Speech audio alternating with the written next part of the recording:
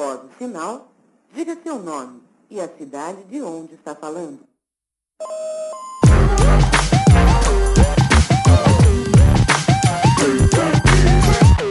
Por um fio. Salve, salve! Aqui é Flávio Rassi, começando o podcast Por um Fio, pelo canal Casa das Artes. Se você ainda não se inscreveu para acompanhar a nossa programação, clica aqui no botão assinar canal e já aproveita para curtir o vídeo e dar aquela força para o nosso podcast. E hoje terei alguns minutinhos de conversa com Ricardo Massoneto, compositor, cantor, produtor, gestor cultural e ativista da cultura.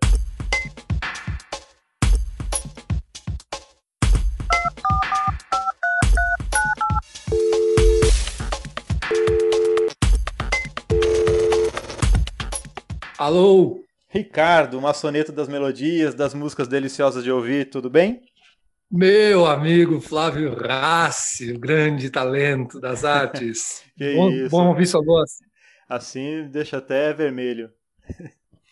Ricardo, compositor, cantor, produtor, gestor cultural, ativista da cultura, me diz aí, pra gente começar esse nosso papo. Qual dessas faces vem primeiro? Vem a face do compositor. Foi a que me trouxe para tudo isso. Ah, é? Desde jovem tinha muito interesse por música, ouvia muita música e bem jovem ainda comecei a rabiscar algumas coisas e o interesse surgiu de escrever letras. E aí a partir daí foi me arriscando cantar e foi tudo tomando uma direção. Depois disso vem a nossa relação, né, com a tentativa de contribuir, colaborar com esse setor que é tão fragilizado, tão desvalorizado. Aí a gente se profissionalizou com um segmento de produção cultural também, para atuar com outras artes, atuar com gestão, produção, além de música, de festivais. E também agora, de anos para cá, aproximadamente, não faz tão pouco assim também, uns 7, 8 anos, já o ativismo mais focado na atuação política para conquistar alguns avanços aí. Defesa da cultura, né? Exato. É nós por nós, né? Sempre, nós por nós e muitos contra nós, né? Hoje em dia mais ainda, né? Vários contra nós. Tá o país contra nós. Ô, Ricardo, você está em Mariporã hoje, mas começou em Ribeirão Preto, né? Carreira começa por aqui. Nasci em Ribeirão Preto, nos idos de 1977, e aí, em 94, eu comecei a levar algumas ideias, algumas coisas que eu vinha escrevendo para uns amigos que tinham interesse de montar um grupo musical. A gente começou a se arriscar na garagem de casa, e a partir de 94 surgiu a banda Sociedade Urbana, aí em Ribeirão Preto. Era uma época bastante de bandas de garagem, né? Eu não era de Ribeirão na época, mas na minha cidade tinha muita, é uma cidade pequena, bem menor, mas tinha muita banda de garagem também. Hoje era em dia muito me parece que tradicional. não tem tanto. Eu sinto que está reduzindo um pouco esse formato, talvez. Não posso dizer o interesse das pessoas pela música, né? Uhum. Mas esse formato tá mudando um pouco. A gente vinha na década de 90 daquela influenciados, né? Por toda a febre das bandas mundiais e especialmente eu sinto que nos anos 70 e 80 o Brasil também foi bem contaminado por grupos musicais. E quando a gente começou, a nossa única ideia de formação, de conseguir ter uma carreira musical, trabalhar com música, era tendo um grupo musical. Depois vivendo com a música e conhecendo outros formatos, se integrando com o setor artístico, você percebe que tem N formatos de carreira, né? E diversas formas de você atuar com a música. Chega em outras funções, né?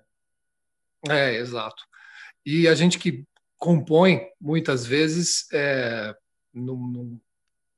às vezes até precisa, né? Você tem algo que é muito singular, muito pessoal, que é difícil um coletivo absorver aquela tua proposta exatamente como ela é, com aquela naturalidade, do jeito que ela é, e aí você começa a se arriscar, ver se aí, né, tantos compositores que, além de grupos musicais, também têm carreiras solo paralelas, Mas, e aí a gente mas não para de compor. sai de Ribeirão Preto como sociedade urbana e quando vai para Mariporã? Bom, aí a Sociedade Urbana começou em 94 e a gente sempre, vou falar, a gente sempre estudou em colégio da Vila Virgínia, colégio público, mas em 97, 98, se não me engano, o COC lançou um festival de música. E na ocasião a gente estava trabalhando com música, além da Sociedade Urbana, que sempre foi um trabalho autoral, eu também estava participando de grupos que trabalhavam com música de repertórios consagrados. E num desses grupos eu conheci um músico que estudava no COC. E a Sociedade Urbana foi, assim como era uma coisa de adolescente, a gente foi passando por transformações na formação, né? E nessa época, em 97, 98, a gente estava sem baterista, foi quando esse meu amigo integrou o grupo e convidou a gente para participar do FECOC.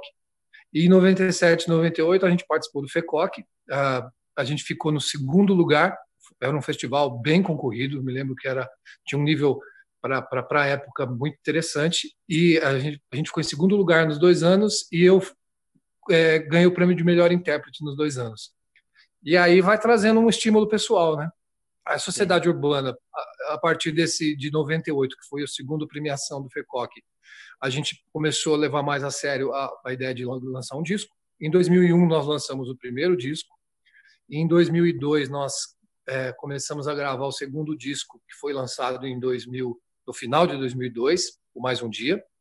Em 2003, ainda em Ribeirão Preto, como Sociedade Urbana, a gente gravou um disco, um DVD no Taiwan, com apoio na época de muitas pessoas, e, por exemplo, a radiodifusora também entrou na onda, estava tocando a nossa música, de tanta gente pentelhar. Em 2005, nós lançamos um outro disco, como Sociedade Urbana ainda, e aí foi quando a gente começou a perceber, depois de ter atuado muito na região de Ribeirão Preto, que a gente tinha espremido todo o caldo da laranja aí, né? Na região. A gente já tinha circulado todas as principais cidades que tem música ao vivo, que tem festivais, que tinham shows interessantes. A gente sempre, por estar com a música tocando no rádio, era convidado para fazer abertura de shows. Já era um popstar da região? Nunca tivemos esse pensamento. A gente estava tendo oportunidades. E aí, em 2005, a gente percebeu que seria interessante a gente se aproximar um pouco da capital. Esse foi a meta da vinda para Mariporã. Participar um pouco mais de perto do cenário da música autoral que acontecia aqui na região metropolitana. Quando decidimos por vir, o pai da Mariana, que tem casa aqui em Mariporã já há mais de 40 anos, falou: poxa, não vai para São Paulo, lá vocês vão ter dificuldade para ensaiar, para guardar veraneio. Eu e o baterista vendemos nosso carro e compramos uma veraneio, né, para conseguir carregar todas as coisas da banda e todo mundo. E aí ele falou, acertadamente, muda para Mariporã, é uma cidade mais calma, vocês não vão ter problema com o vizinho para ensaiar, vocês não vão ter que pagar estúdio de ensaio, é uma cidade mais segura, e eu acho que a qualidade de vida de vocês vai ser mais tranquila, e vocês estão a 15 minutos de São Paulo. Foi o que a gente acabou optando por fazer. Mudamos para Mariporã em 2006, e quando a gente mudou, a gente resolveu mudar o nome do grupo também. Viemos com o grupo Sociedade Urbana formado, mas a gente já tinha passado por muito tempo com esse nome, desde 94, eu e meu irmão Dudu principalmente, né? E aí a gente percebeu que tinha as pessoas tentavam fazer uma associação com sociedade, com Legião Urbana, que não era verdadeira. Uhum. E a gente imaginou, nós estamos indo para um local totalmente novo, vamos levar conosco essa pecha, esse bonde, né? Esse elefante nas costas, a dificuldade de ficar explicando que não é. Então vamos tentar colocar algum nome que não associe com nada.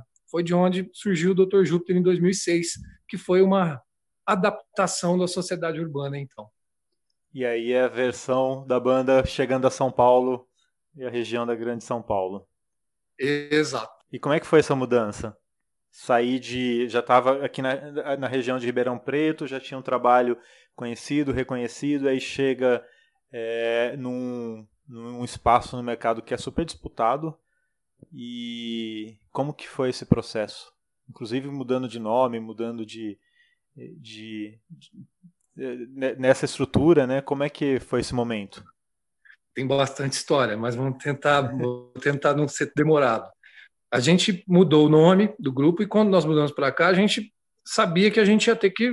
Ninguém nunca contribuiu financeiramente com o nosso projeto musical. Então a gente tinha que se sustentar, né? Então foi onde a gente resolveu fazer um repertório, além do autoral, que a gente conseguisse alguns trabalhos na noite de São Paulo e região metropolitana, que era bem aquecida para o pop rock, né? E aí a gente fez um repertório bem, digamos também, um cover autoral, que a gente, uma coisa que na noite não é tão entretenimento, digamos assim. Los Hermanos, por exemplo, alguns lados B de Os Paralamas cachorros do estão querendo Sucesso. participar aí. Os cachorros estão... Passa outro cachorro na frente, eles ficam doidos. Então a gente começou a se virar aqui fazendo também um repertório de canções que a gente curtia de outros autores. E aí, logo em 2007, a gente já fez o primeiro demo aqui, totalmente inédito, e começamos a buscar um pouco do cenário da música independente. Mas, pelo fato da gente estar em Mariporã, e pelo fato de a gente não ter raízes aqui na região metropolitana, não foi tão simples a gente conseguir chegar nos núcleos onde a música independente estava quente, estava acontecendo. Isso começou a acontecer em meados de 2011, quase 4, 5 anos depois, sabe? Eu tava dando uma lida em algumas coisas e algumas notícias, buscando o Dr. Júpiter. Tem até uma notícia aí, uma divulgação de um show no SESC Consolação que coloca a banda como uma das boas surpresas do rock nacional. Foi um momento bom. A gente teve alguns jornalistas culturais que olharam com carinho para o nosso trabalho. E isso tudo vai dando uma motivação, né, para você continuar. É onde você chega, você tem certeza que você não está maluco. Você pode não estar tendo o alcance que você gostaria para a coisa de ter uma autossustentação com mais facilidade, mas a gente conseguiu espaços importantes e isso manteve a gente estimulado para seguir nessa carreira. Compor sempre foi nosso vício. Falo nosso porque estou com a Mariana desde 2001 e desde então ela me acompanha nessa minha mania de adolescente, que começou na adolescência, que foi escrever canções. Companheira, e né? Desde 2001 a gente faz junto. Eu vou te perguntar daqui a pouco sobre o trabalho conjunto de vocês, para a gente falar um pouquinho também.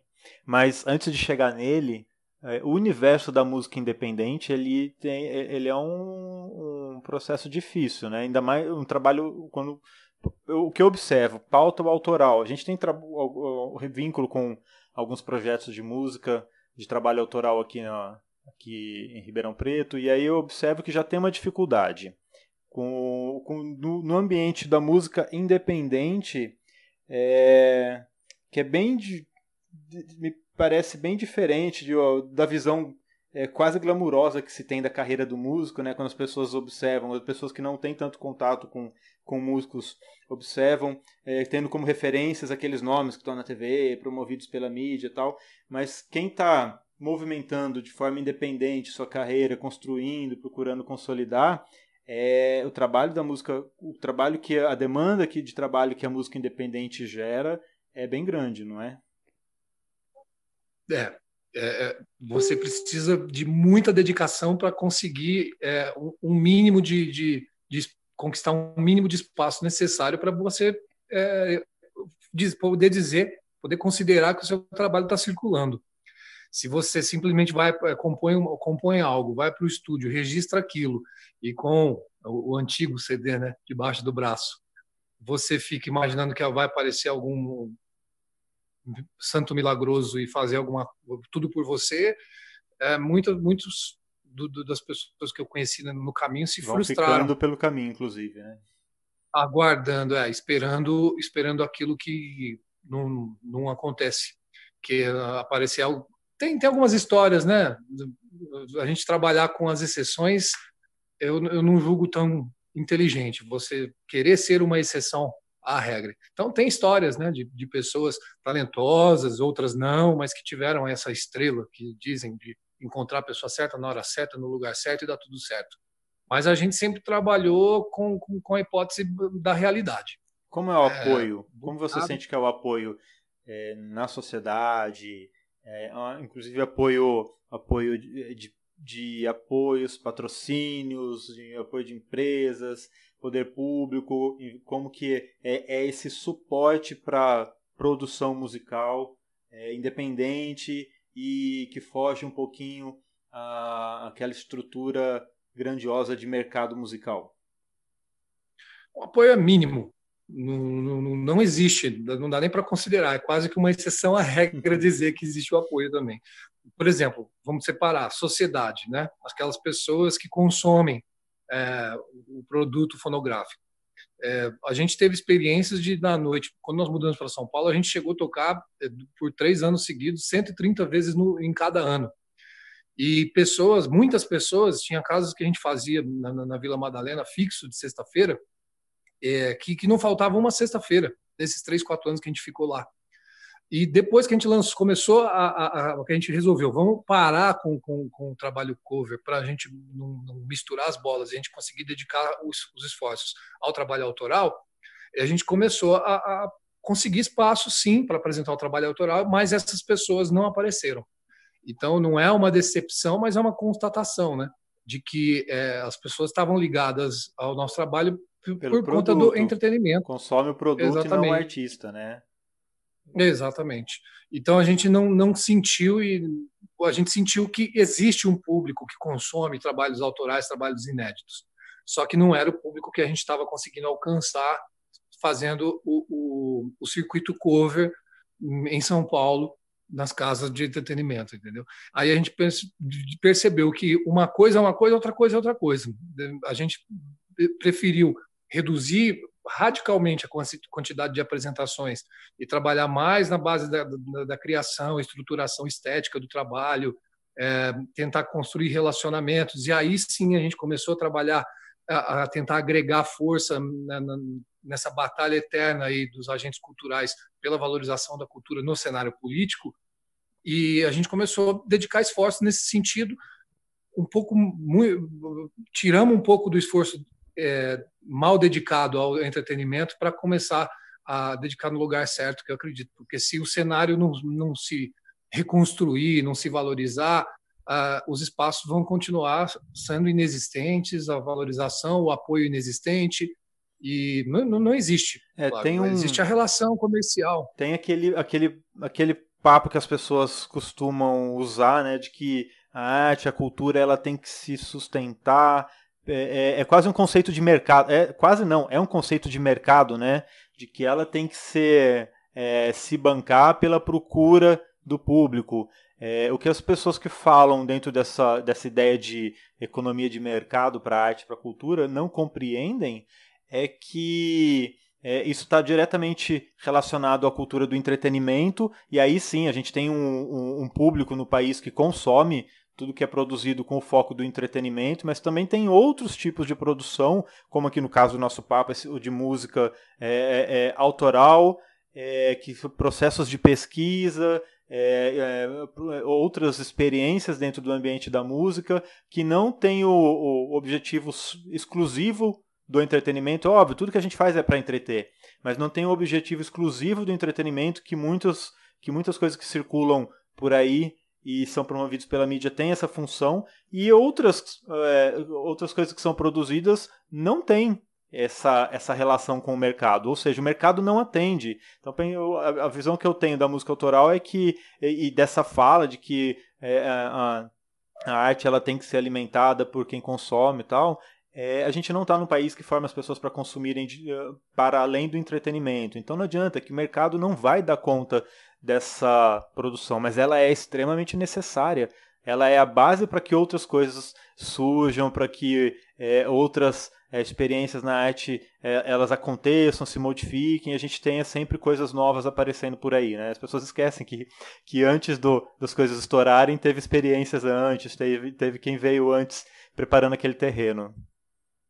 Exatamente. E a gente pode incluir nessa análise trabalhos que foram lançados com foco realmente de pesquisa estética, uma tentativa de lançar algo original, e que depois de muitos anos aquilo foi ganhando visibilidade e começou a ter espaço, né, nos carros, nas casas das pessoas, nas trilhas sonoras da noite. Então, não tem um tipo de trabalho que você já faz específico, focado numa fórmula mágica daquele momento, que é o que está sendo consumido. Isso geralmente é muito passageiro, né? Por mais que exista uma quantidade de acertos, porque o mercado está impulsionando isso, é muito passageiro. Uhum. Mas existe o trabalho que é feito buscando originalidade, buscando verdade, e esse trabalho, geralmente, ele leva muito mais tempo, ele tem um tempo de maturação muito maior do que esses trabalhos mais com foco, mais urgentes, assim, de atingir um público que está consumindo determinado tipo de estilo de música. E é uma bola de neve tão grande, porque o mercado, esse ponto de vista, as pessoas veem, o músico tem que se sustentar com as pessoas que consomem música. Mas as pessoas que consomem música são totalmente induzidas a consumir determinado tipo de música porque aquilo está sendo mercadologicamente interessante. Deixa eu dar um exemplo.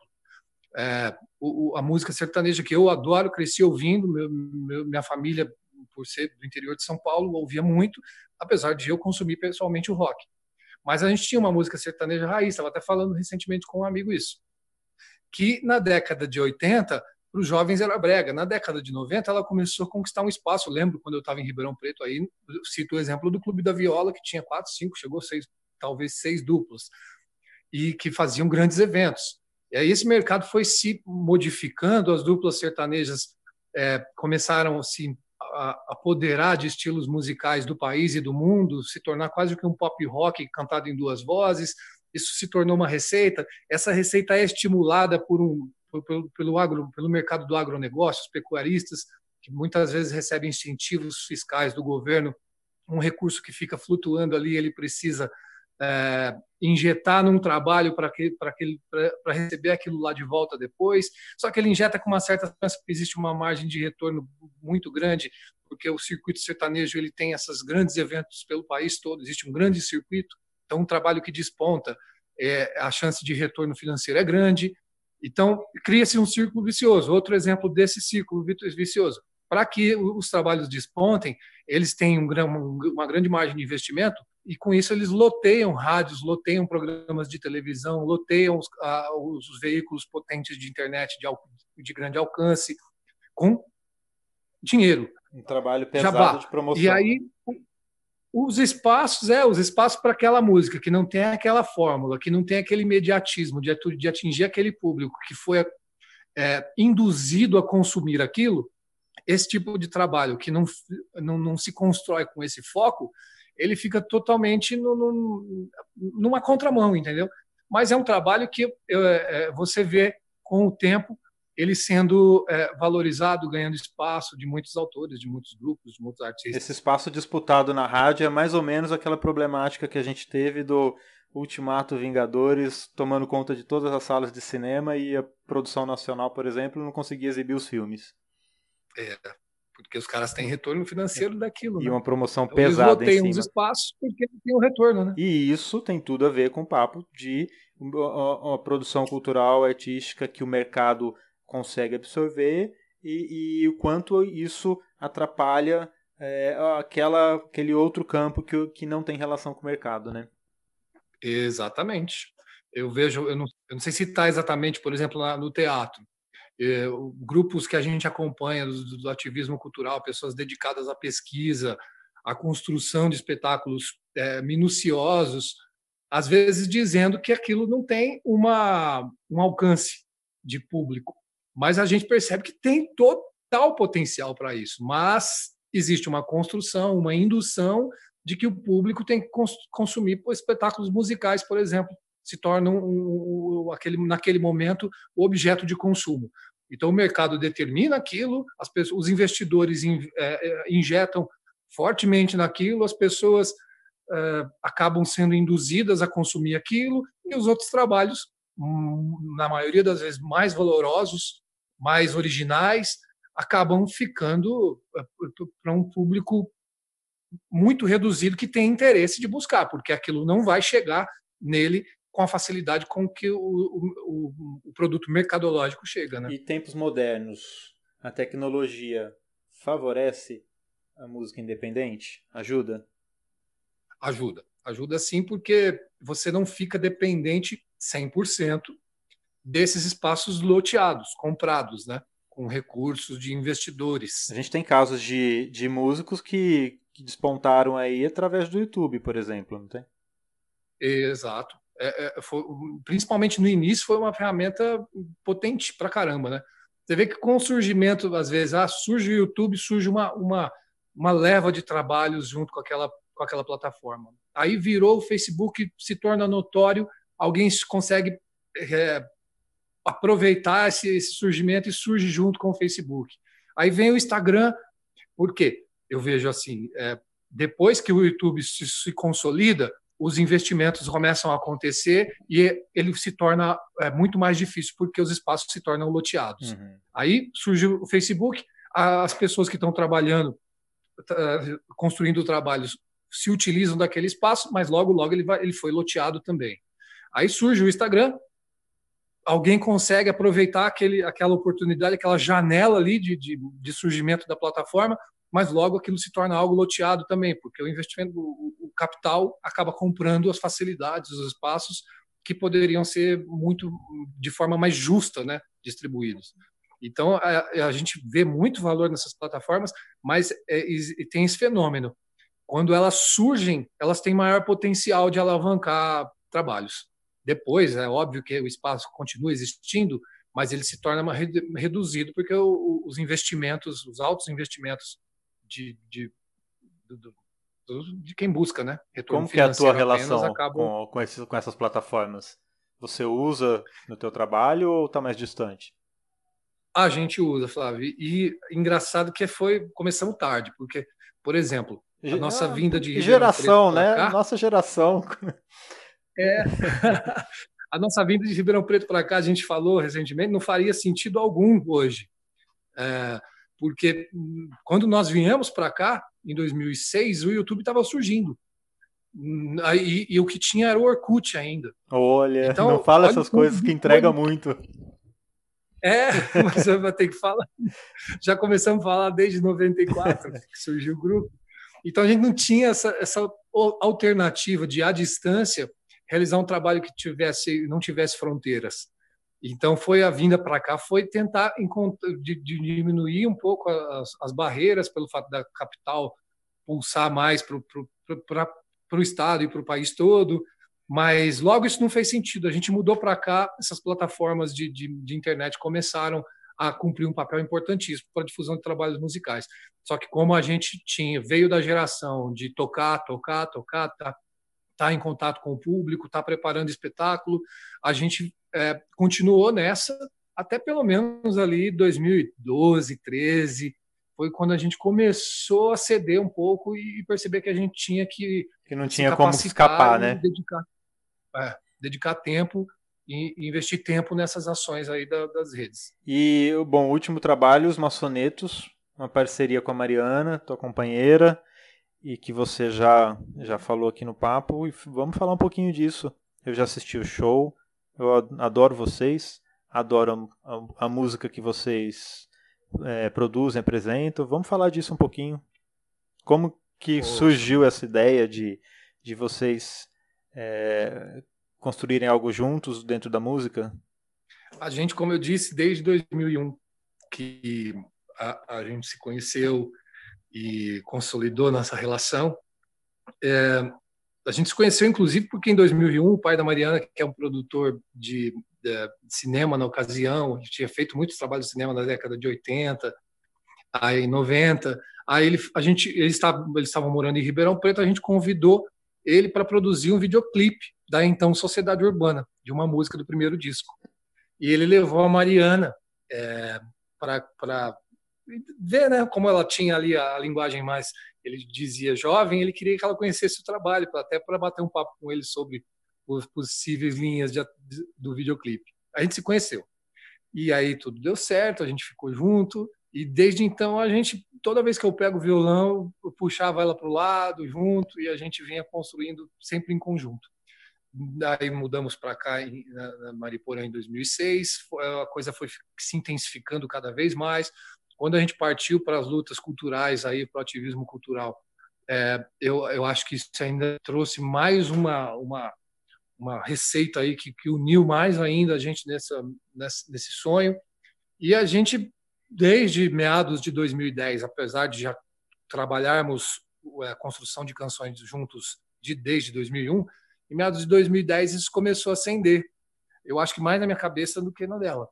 Eu sempre comecei a considerar essa possibilidade.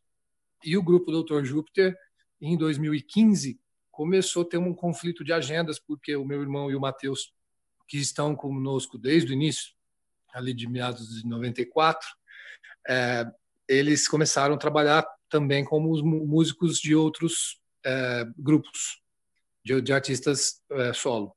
E a gente começou a ter uma questão de dificuldade de conciliar a agenda.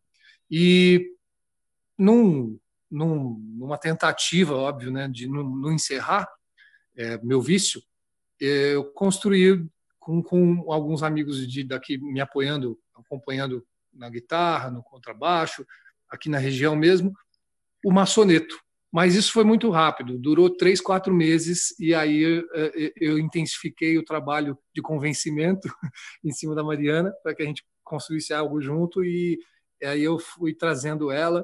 Quando surgiu um edital do PROAC em 2018, a gente se arriscou registrar, a gente já estava fazendo alguns ensaios, registrar umas músicas inéditas e mandar para concorrer no edital.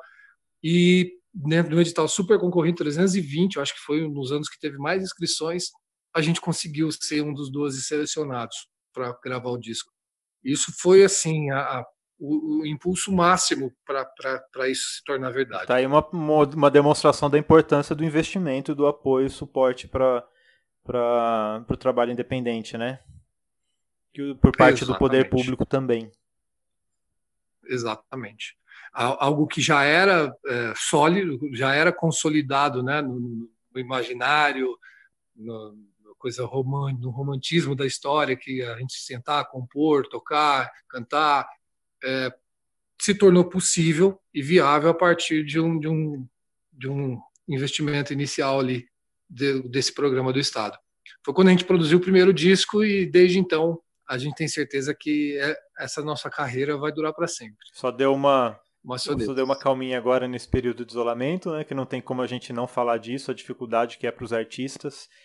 As pessoas, tem muita gente que tá consumindo muito o trabalho dos artistas nesse momento, estão dentro de casa e tendo que consumir, mas não tem a dimensão do quanto isso está sendo difícil para nós, porque um dos segmentos que primeiro parou, um dos últimos que vai voltar, e as pessoas não têm muito noção do impacto que isso é pro universo das artes, não é? Então imagino que agora tiveram que dar uma acalmada um pouco para se resguardar dentro de casa, e isso prejudica um pouco o trabalho, não é? Sim, totalmente. A gente trabalha com produção porque nosso trabalho é totalmente focado na cultura, né? Quando não estamos com a carreira na estrada, fazendo apresentações, a gente está produzindo. Nós temos uma empresa de cultura que produz festivais, produz atividades culturais, e está tudo parado. Então, logo que ameaçou, né, a pandemia a tomar essas proporções, foi o primeiro setor que parou, e a gente já tem certeza absoluta que é o último que vai voltar, né, pelo fato de a gente é invisível para o setor público. A aglomeração faz parte do nosso trabalho. A aglomeração faz parte do nosso trabalho. A gente vê que o setor público está se preocupando com N setores sociais, empresariais, e para a cultura a gente não vê nada efetivo. Então, isso comprova que nossa invisibilidade e a falta de importância para esses gestores públicos aí, brasileiros totalmente incapazes, né, que estão conduzindo esse país da maneira como a gente está vendo.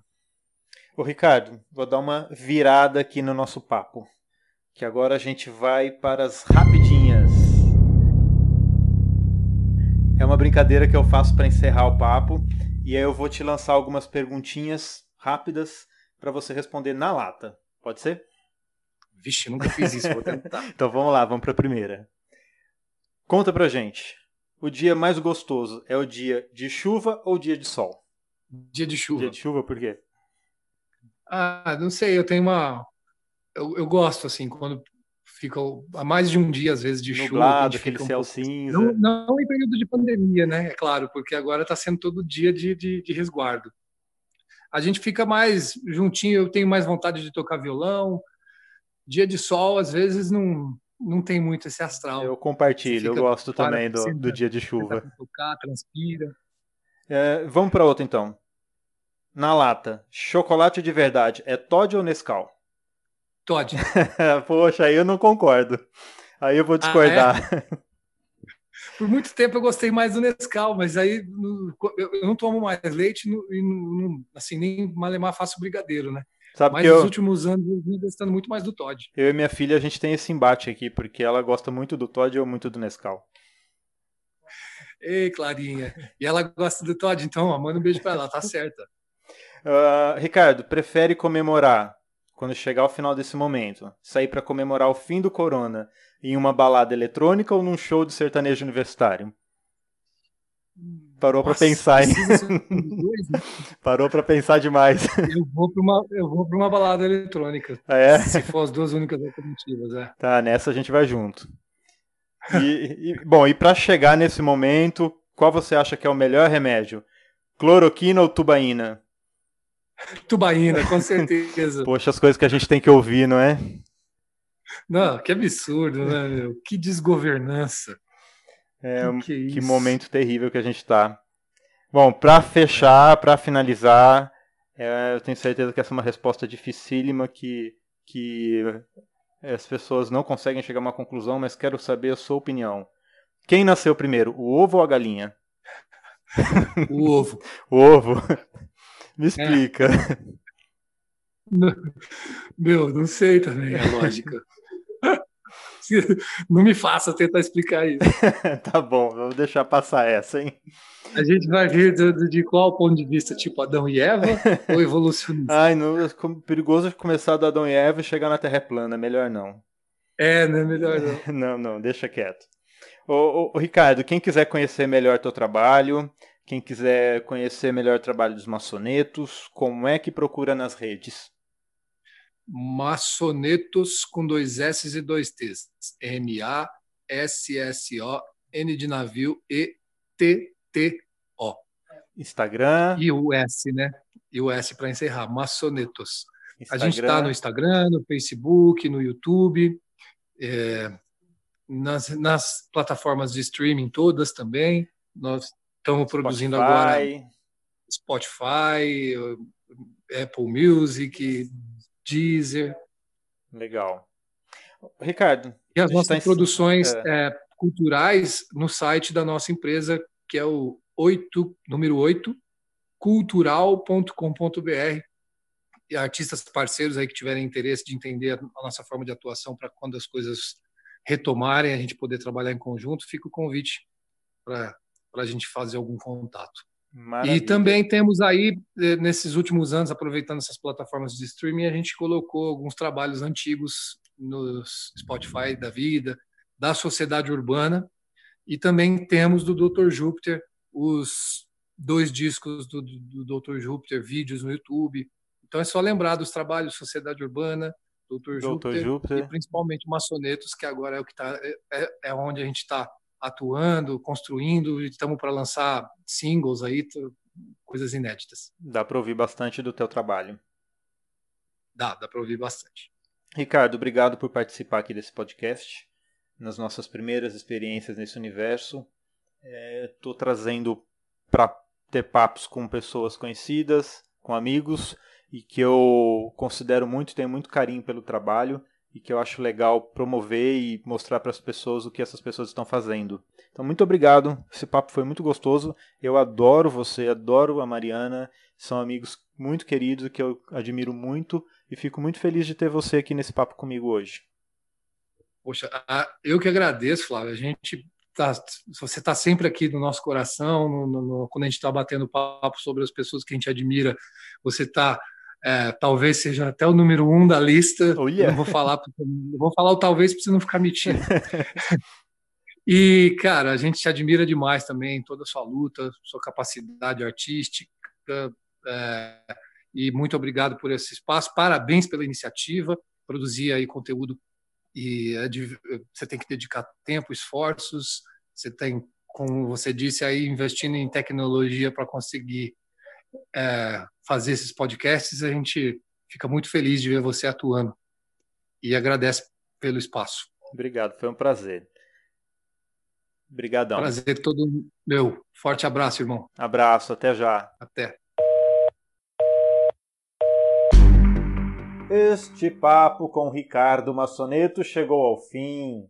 E a você que nos acompanhou até aqui, eu me despeço e agradeço com muito obrigado por prestigiar e acompanhar o nosso podcast. Eu espero que tenham gostado do papo. Não se esqueçam de curtir o vídeo e deixar a sua opinião aqui nos comentários. Ela é muito importante para a gente. Esse podcast foi criado e apresentado por mim, Flávio Rassi, com a colaboração de Michele Maria, aqui pelo canal Casa das Artes no YouTube e nas redes sociais Facebook e Instagram, como Casa das Artes RP. Se você tiver alguma sugestão de tema, de pergunta, de entrevistado, de assunto, qualquer uma, deixa aqui nos comentários que a gente vai ver, vai dar atenção e vai trazer para o nosso podcast com muito carinho. Obrigado pela participação de vocês e até já!